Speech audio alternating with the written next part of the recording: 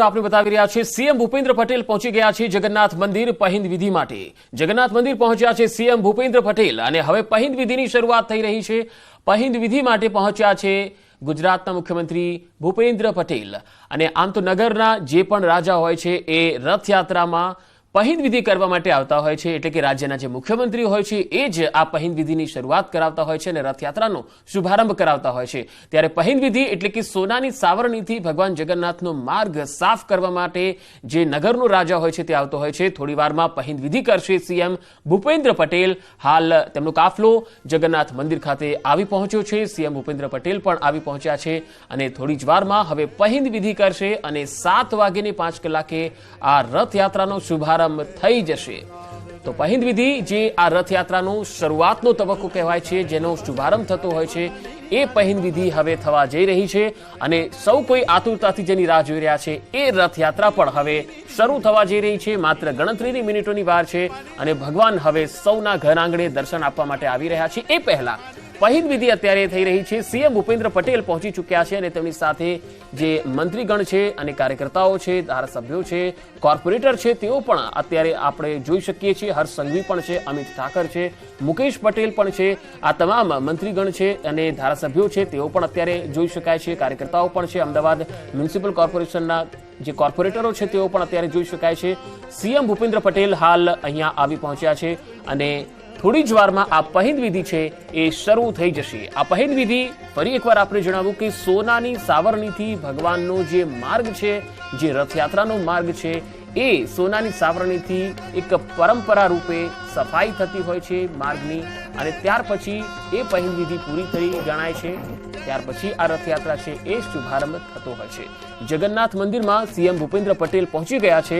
પહિંદ વિધિ થોડી જ વારમાં શરૂ થવા જઈ રહી છે। એટલું જ નહીં, હવે રથયાત્રા પણ થોડી જ વારમાં શરૂ થઈ જશે। માત્ર 10 મિનિટની જ વાર છે રથયાત્રાના શુભારંભમાં અને પહિંદ વિધિ છે એ હવે શરૂ થવા જઈ રહી છે। લાઈવ તસવીરો અમે લગાતાર આપને બતાવી રહ્યા છે। ભક્તો મોટી સંખ્યામાં આ પહિંદ વિધિમાં અને ભગવાનના દર્શન માટે જગન્નાથ મંદિરે વહેલી સવારથી આવેલા છે અને દર્શન પણ કરીને ધન્યતાનો અનુભવ કરી રહ્યા છે। આજે આખું અમદાવાદ ભક્તિના રંગમાં રંગાયેલું છે, જગન્નાથમય બનેલું છે। આજે ભક્તો માટે ઠેર ઠેર પ્રસાદી અને રસોડા પણ ધમધમી રહ્યા છે। આજે કોઈ ભક્ત જે ભગવાનના દર્શન માટે આવ્યો હશે એ ભૂખ્યો નહીં જાય, કારણ કે અલગ અલગ પોળોની અંદર જે પ્રસાદી છે એ અત્યારે શરૂ કરી દેવામાં આવી છે। પ્રસાદી બનાવવાની પણ શરૂ કરવામાં આવી છે, એટલે દરેક ભક્તો માટે પ્રસાદ અને ભોજનની વ્યવસ્થા કરાયેલી છે। આજે હજારોની સંખ્યામાં ભક્તો અલગ અલગ જગ્યાએ ભગવાનની આ મહાપ્રસાદી પણ આરોગશે અને આજે મગનો પણ પ્રસાદ આપવામાં આવશે।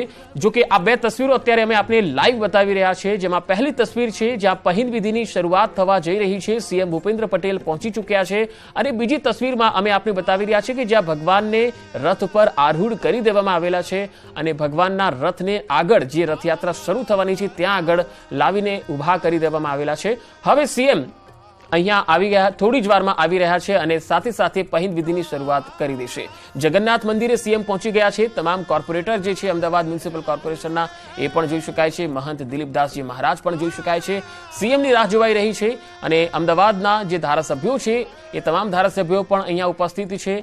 પહિંદ વિધિ એટલે કે સોનાની સાવરણી લઈને સીએમ એમનો માર્ગ છે, જગન્નાથજીનો માર્ગ છે એ સાફ કરશે। ત્યારબાદ આ રથને આગળ રવાના કરવામાં આવશે, એટલે કે વિધિવત રથયાત્રાની શરૂઆત થઈ જશે।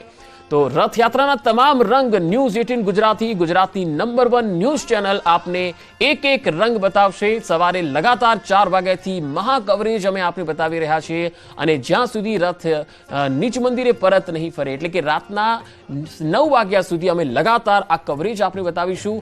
હાલ અમે બતાવી રહ્યા છીએ સીધી તસવીરો પહિંદ વિધિ જે થવા જઈ રહી છે અને ત્યાં આગળ તમામ લોકો હવે સીએમની રાહ જોઈ રહ્યા છે। 7:05 એટલે કે 7:05 આ રથયાત્રાનો શુભારંભ થઈ જશે અને અત્યારે 6:50 થઈ છે અને હવે પહિંદ વિધિ થશે। આ પહિંદ વિધિ માત્ર 4 થી 5 મિનિટની જ હોય છે।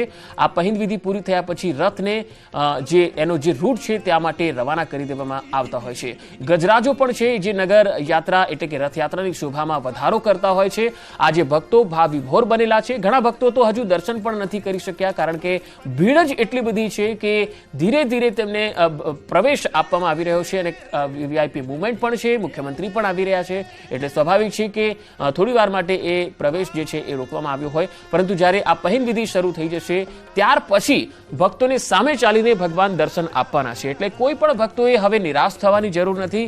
આજનો જે અવસર છે એ વર્ષમાં એક વખત આવી રહ્યો છે, જ્યાં ભગવાન સ્વયં ભક્તોના દ્વારે આવીને દર્શન આપી રહ્યા છે, તેમના નગરમાં સામે ચાલીને દર્શન આપી રહ્યા છે. તો આજનો આ અવસર અમદાવાદ માટે ખરેખર એક ઐતિહાસિક પણ છે અને ભક્તિ અને એક પૌરાણિક રીતે પણ ખૂબ જ મહત્વપૂર્ણ છે. કારણ કે જે અગાઉ મેં કીધું કે પુરીની જે સૌથી મોટી રથયાત્રા મનાય છે દેશની, એમાં બીજા નંબરની સૌથી મોટી રથયાત્રા જો હોય તો તે અમદાવાદની રથયાત્રા છે. અને 400 વર્ષ જૂનો આ મંદિરનો ઇતિહાસ રહેલો છે.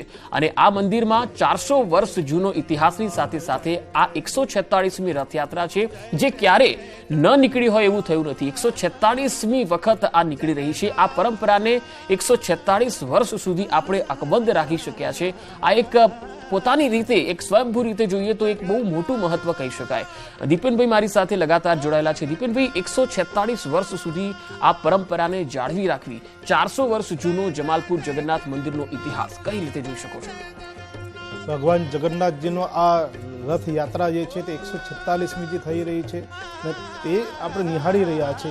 અને આ એક અમૂલ્ય લાવો છે, કારણ કે જગન્નાથ ભગવાનજીની રથયાત્રા જે છે તે રાજા કે પોતે નગરચર્યા નીકળતા હોય છે, નગરચર્યા નીકળતા હોય ત્યારે પોતાના પ્રજાને દર્શન આપતા હોય છે. અને આ એવો પર્વ છે, એવો સમય છે કે સ્વયં પોતે બહાર આવે છે અને ભગવાન જે છે તે પોતાના ભક્તોને દર્શન આપે છે. તો આ પર્વ જે છે તે ઉત્તમ છે. અને કહેવાય છે કે આ જગન્નાથ ભગવાનની નગર યાત્રા જે થઈ રહી છે તે એમ તેમ કહેવાય છે કે અમદાવાદમાં 146મી છે, પરંતુ જો જગન્નાથપુરીની વાત કરવામાં આવે તો હજારો વર્ષોથી આ રથયાત્રા જે છે તે થાય છે. તેના પ્રમાણો પણ એમ કહેવાય છે કે સ્કંદ પુરાણ, વિષ્ણુ પુરાણ, બ્રહ્મ પુરાણની અંદર પણ આપવામાં આવ્યા છે.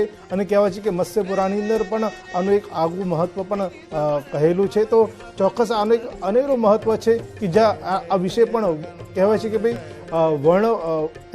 કોઈ પણ પ્રકારના જે છે શબ્દો દ્વારા જે વર્ણવા જઈએ, કહેવા જઈએ તો પણ શબ્દો અહીંયા ઓછા પડે, કારણ કે તેનું અલગ અનેરો મહત્વ અહીંયા દેખાઈ રહ્યો છે.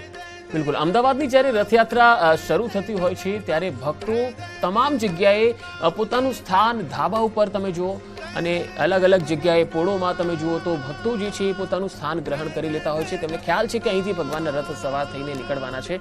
હવે અમે આપને પહિંદ વિધિના ફરી એકવાર જે લાઈવ દ્રશ્યો આવી રહ્યા છે તેની એકવાર માહિતી આપી દઈએ. સીએમની રાહ જોવાઈ રહી છે. થોડી જ વારમાં પહિંદ વિધિ જે છે એ શરૂ થવા જઈ રહી છે અને